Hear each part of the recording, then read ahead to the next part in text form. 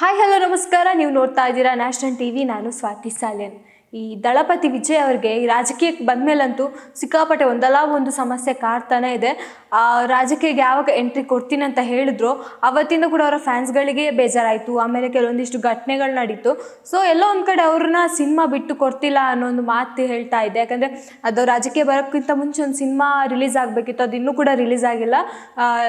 ಜನನಾಯಕನಂತ ಒಂದು ಸಿನಿಮಾ ಇನ್ನೂ ಕೂಡ ರಿಲೀಸ್ ಆಗಿಲ್ಲ. ಸೊ ಆ ಒಂದು ಸಿನಿಮಾಕ್ಕೆ ಇನ್ನೂ ಕೂಡ ಕಾಲ ಕೂಡಿ ಬರ್ತಾ ಇಲ್ಲ, ರಿಲೀಸ್ ಆಗೋಕ್ಕೆ ಇನ್ನೂ ಕೂಡ ಕಾಲ ಕೂಡಿ ಬರ್ತಾ ಇಲ್ಲ.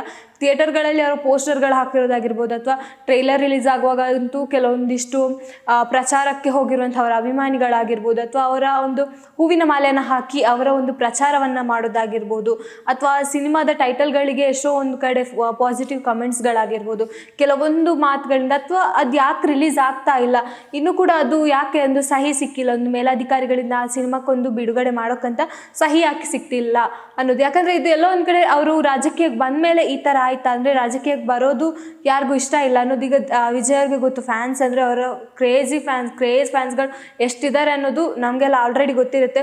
ಯಾಕಂದರೆ ಅವರೆಲ್ಲೇ ಹೋದರೂ ಸಹ ಆ ಫ್ಯಾನ್ಸ್ಗಳು ಮುತ್ತಿಗೆ ಹಾಕೋದಾಗಿರ್ಬೋದು. ಒಂದು ಕಡೆ ಒಂದು ದಿವಸ ಅವ್ರು ಏನು ಮಾಡ್ತಿದ್ರು, ಏರ್ಪೋರ್ಟಿಂದ ಬರಬೇಕಾದ್ರೂ ಕೂಡ ಜನಗಳ ಮುತ್ತಿಗೆಯಿಂದ ಅವರು ವಿಜಯ್ ಅವರು ಕಾಲು ತಪ್ಪಿ ಬಿದ್ದಿರೋದು ಕೂಡ ಇದೆ. ಸೊ ಅವರನ್ನು ನೋಡೋಕ್ಕೆ ಬಂದಿರುವಂಥ ಜನರಲ್ಲಿ ಕೂಡ ಕಾಲು ತುಳಿತಗಳಾಗಿರೋದಿದೆ.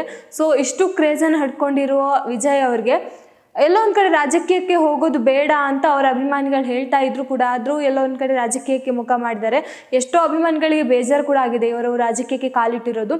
ಆದರೂ ಕೂಡ ಅವರ ವೈಯಕ್ತಿಕ ನಿರ್ಧಾರ, ಅದನ್ನು ನಾವು ಗೌರವಿಸಲೇಬೇಕಾಗುತ್ತೆ. ಯಾಕಂದರೆ ಅವರೊಂದು ಪರ್ಸ್ನಲ್ ರೀಸನ್ಗೋಸ್ಕರ ಅಥವಾ ಅವರ ಒಂದು ನೆಕ್ಸ್ಟ್ ಏನೋ ಒಂದು ಪ್ರಾಜೆಕ್ಟ್ ಅಥವಾ ಏನೋ ಒಂದು ಮಾಡಬೇಕು, ಏನೋ ರಾಜಕೀಯದಲ್ಲಿ ಸಾಧನೆ ಮಾಡಬೇಕು ಅಂತ ಅವರ ಮೈಂಡ್ಸೆಟ್ ಇದ್ದಾಗ ನಾವು ಅದಕ್ಕೇನು ಹೇಳೋಕ್ಕಾಗಲ್ಲ. ಆದರೂ ಕೂಡ ದಳಪತಿ ವಿಜಯ್ ಅವರು ಸಿನಿಮಾ ಬಿಟ್ಟು ರಾಜಕೀಯಕ್ಕೆ ಹೋದಾಗ ಸಿನಿಮಾದಲ್ಲಿ ಏನು ಮಾಡೋದು ಅಥವಾ ಅವರ ಸಿನಿ ಅಭಿಮಾನಿಗಳಿಗೆ ಯಾವ ರೀತಿ ಇದು ಬೇಜಾರಾಗುತ್ತೆ ಅನ್ನೋದನ್ನು ಸ್ವಲ್ಪ ಯೋಚನೆ ಮಾಡಬೇಕಿತ್ತು ಅನಿಸುತ್ತೆ.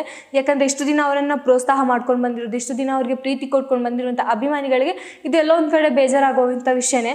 ಆದರೂ ಕೂಡ ಈ ರಾಜಕೀಯಕ್ಕೆ ಬಂದಮೇಲಂತೂ ಸಿಕ್ಕಾಪಟ್ಟೆ ಅವರಿಗೆ ಒಂಥರ ಶಾಕಿಂಗ್ ವಿಷಯಗಳೇ ಪದೇ ಪದೇ ಕಾಡ್ತಾ ಇದೆ.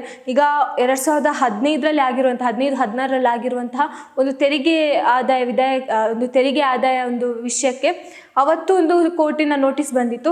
ಅದೀಗ ಮತ್ತೆ ಹೈಕೋರ್ಟ್ ಅಂದರೆ ಮದ್ರಾಸ್ ಹೈಕೋರ್ಟ್ ಮತ್ತೆ ಅದನ್ನು ಎತ್ತಿ ಹಿಡಿದಿದೆ ಅಂತಲೇ ಹೇಳ್ಬೋದು. ಈಗ ಮತ್ತೊಂದು ಶಾಕ್ ಆಗಿದೆ ಅಂದರೆ ವಿಜಯ್ ಅವ್ರಿಗೆ ಸಿಗ್ತಾ ಇದೆ.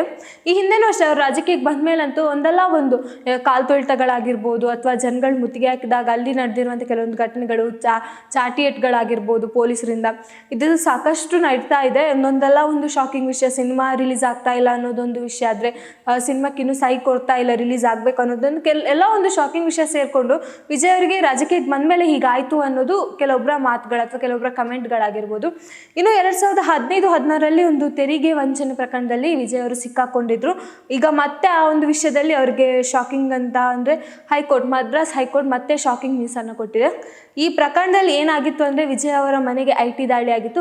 15 ಕೋಟಿ ರೂಪಾಯಿ ಬಹಿರಂಗಪಡಿಸಿದ ಕಾರಣ ಅಂದರೆ ಈಗ 15 ಕೋಟಿಯ ಒಂದು ವಿಷಯಕ್ಕೆ ಅದಕ್ಕೆ ಪ್ರೂಫ್ ಇರಲಿಲ್ಲ, ಡಾಕ್ಯುಮೆಂಟ್ಸ್ಗಳಿಲ್ಲ, ಅದನ್ನು ಕೊಡದ ವಿಚಾರಕ್ಕೆ ಕೋರ್ಟ್ ಅವ್ರಿಗೆ ಅಂದರೆ ಸುಪ್ರೀಂ ಕೋರ್ಟ್ ಅವ್ರಿಗೊಂದು 1.5 ಕೋಟಿ ರೂಪಾಯಿ ಏನೋ ಇದು ಫೈನನ್ನು ಹಾಕಿತ್ತು, ದಂಡವನ್ನು ವಿಧಿಸಿತ್ತು. ಸೊ ಆ ಒಂದು ವಿಚಾರವನ್ನು ಈಗ ಎತ್ತಿ ಹಿಡಿದಿದೆ ಅಂತಲೇ ಹೇಳ್ಬೋದು. ಯಾಕಂದರೆ 2015-16ರಲ್ಲಿ ಆಗಿರುವಂಥ ಘಟನೆಗೆ ಈಗ ಮತ್ತೆ ಅದನ್ನು ಎತ್ತಿ ಹಿಡಿತಾ ಇದೆ ಮದ್ರಾಸ್ ಸುಪ್ರೀಂ ಕೋರ್ಟ್. ಈಗ ಅದಕ್ಕೆ 1.5 ಕೋಟಿ ದಂಡವನ್ನು ಹಾಕಿದೆ ಅನ್ನೋದು ಎಲ್ಲೋ ಒಂದು ಕಡೆ ಅವರ ಈ ಕಡೆ ರಾಜಕೀಯ ಜರ್ನಿಯನ್ನು ಮುಂದುವರಿಸ್ತಾ ಬಂದಾಗ ಅಥವಾ ಸಿನಿ ಜರ್ನಿಯನ್ನು ಇನ್ನೂ ಸಿನಿಮಾ ರಿಲೀಸ್ ಆಗಬೇಕು ಆ ಒಂದು ಕಾತ್ರದಲ್ಲಿ ಇರಬೇಕಾದ್ರೆ ಇಂಥ ಒಂದು ಸಡನ್ ಟ್ವಿಸ್ಟ್ ಆ್ಯಂಡ್ ಟರ್ನ್ಸ್ ಎದುರಾದರೆ ವಿಜಯ್ ಅವರು ಹೇಗೆ ಇದನ್ನು ಅರ್ಗಿಸ್ಕೊಳ್ತಾರೆ ಅಂದರೆ ಸಾಕಷ್ಟು ನಾವು ನೋಡಿದ್ದೀವಿ.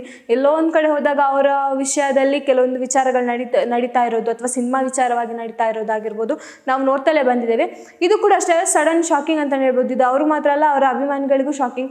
ಈ ಥರ ವಿಜಯ್ ಅವ್ರ ಹಿಂದೆ ಈ ಥರ ಒಂದು ಕೇಸ್ ಆಗಿತ್ತಾ ಅನ್ನೋದು ನಮಗೂ ಒಂದು ಕಡೆ ಕನ್ಫ್ಯೂಷನ್ ಆಗುತ್ತೆ. ವಿಜಯ್ ಅವರು ಎಷ್ಟು ಸಾಫ್ಟ್ ನೇಚರ್ ಅಥವಾ ಒಂದು ಹಣದ ವಿಷಯದಲ್ಲಿ ಈ ಥರ ಒಂದು ಕೋರ್ಟ್ ಅವರಿಗೆ ಆದೇಶ ಹೊರಡಿಸೋದು ಅಥವಾ 15 ಕೋಟಿಯನ್ನು ಬಹಿರಂಗಪಡಿಸೋದು, ಅದಕ್ಕೆ ಯಾವುದೊಂದು ಪ್ರೂಫ್ ಅಥವಾ ಡಾಕ್ಯುಮೆಂಟ್ ಇಲ್ಲದೆ ಇರುವಂಥ ಹಣವನ್ನು ಇಟ್ಕೊಂಡಿದ್ರು ಅನ್ನೋದು ಅವರ ಅಭಿಮಾನಿಗಳಿಗೆ ಗೊಂದಲದ ವಿಷಯ ಆಗುತ್ತೆ.